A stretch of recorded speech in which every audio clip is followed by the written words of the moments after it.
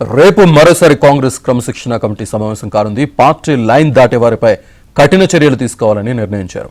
గాంధీభవన్లో నిరసనలు చేస్తే వేటు తప్పదని వార్నింగ్ ఇచ్చారు. అలాగే వరంగల్, గజ్వేల్, పటాన్చెరు పంచాయతీపై చర్చించనున్నారు.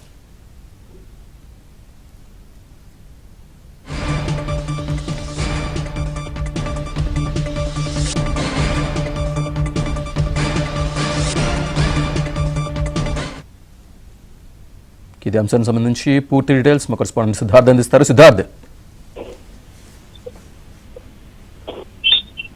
సిద్ధార్థ్, కాంగ్రెస్ క్రమశిక్షణ కమిటీ సమావేశానికి సంబంధించి మీ దగ్గర ఉన్న అప్డేట్స్ అంటే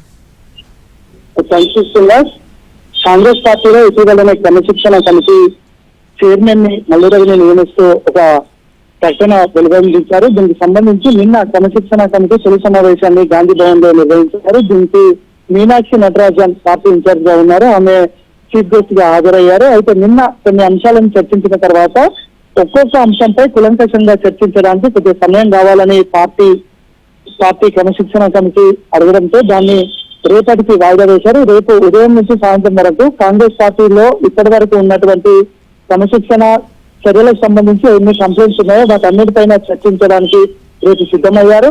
అయితే ఇటీవల ఉమ్మడి వరంగల్ కి సంబంధించినటువంటి నేతలు ఒకరిపై ఒకరు దూషించుకున్నారు, విమర్శించుకున్నారు, ఒకరిపై ఒకరు కంప్లైంట్ చేసుకున్నారు. ముఖ్యంగా కొండా ఫ్యామిలీకి కదం సేరు, రేవు ప్రకాష్ రెడ్డికి మధ్యలో ఒక మాటల యుద్ధం కొనసాగుతుంది. దీన్ని ఇద్దరు బహిరంగంగా విమర్శించుకున్నారు. దీనికి సంబంధించిన అంశం రేపు చర్చకు వచ్చే అవకాశం ఉంది. దాంతో పాటుగా పటాన్చెరు నియోజకవర్గంలో చాలా రోజుల నుంచి ఒక సమస్య వెంటాడుతుంది కాంగ్రెస్ పార్టీని. వాళ్ళు ఒకరిపై ఒకరు విమర్శించుకున్నారు, పిసిసి చీఫ్ కి ఫిర్యాదు చేసుకున్నారు. దీన్ని పరిష్కరించడానికి ఒక కమిటీని కూడా ఏర్పాటు చేశారు. కానీ ఆ కమిటీ ఇప్పటి వరకు ఎలాంటి రిజల్ట్ ని ఇవ్వలేకపోయింది. సో దీనిపై కూడా రేపు జరగనున్నటువంటి సమావేశంలో చర్చించనున్నారు. దాంతో పాటు ఖైరతాబాద్ నియోజకవర్గంలో ఇటీవల పాత కొత్త నేతల మధ్యలో ఒక కాన్ఫ్లిక్ట్ నెలకొంది. దీనికి సంబంధించిన అంశం కూడా చర్చకు వచ్చే అవకాశం ఉంది. జగిత్యాల నియోజకవర్గంలో సీనియర్ నేత జీవన్ రెడ్డికి ఇటీవల పార్టీలోకి వచ్చినటువంటి సంజయ్ కుమార్ కి మధ్యలో మాటల యుద్ధం కొనసాగుతుంది. దీన్ని కూడా ఒకరిపై ఒకరు బహిరంగంగా విమర్శలు చేసుకుంటున్నటువంటి నేపథ్యంలో దీనికి సంబంధించిన చర్చ కూడా జరిగే అవకాశం ఉంది.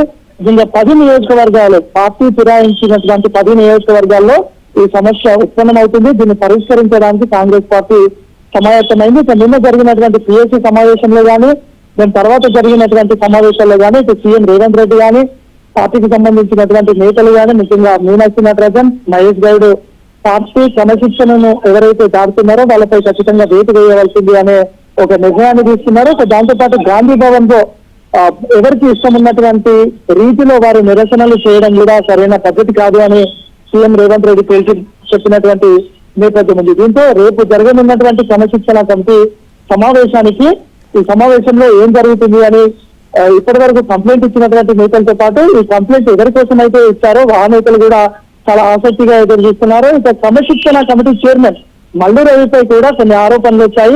ముఖ్యంగా ఆయన అక్కడ ఉన్నటువంటి నేతలకు బీఆర్ఎస్ నేతలకు సంబంధించినటువంటి ఫినాన్స్ బిల్లులను 12% కమిషన్ తీసుకుని వాటిని క్లియర్ చేస్తున్నారు. దాంతో పాటు అక్కడ ఉన్నటువంటి ఆలంపూర్ బీఆర్ఎస్ ఎమ్మెల్యేను ఆయన ఎంటర్టైన్ చేస్తున్నాడు అని కొంతమంది కంప్లైంట్స్ ఇచ్చారు. దీనిపై కూడా రేపు చర్చ జరిగే అవకాశం ఉంది. మొత్తానికి కాంగ్రెస్ పార్టీలో ఇప్పటి వరకు ఉన్నటువంటి అనేక సమస్యలపై రేపు కమిటీ భేటీ కానుంది. దీనిపై చర్యలు సీరియస్ గా తీసుకుంటూనే భవిష్యత్తులో మరొకసారి ఇలాంటివి ఉత్పన్నం కావనే చర్చ కూడా గాంధీ భవన్ లో జరుగుతున్నటువంటి నేపథ్యంలో రేపు సమావేశంలో ఎలాంటి నిర్ణయాలు తీసుకుంటారో వేచి చూడాలి. Right Siddharth, thank you.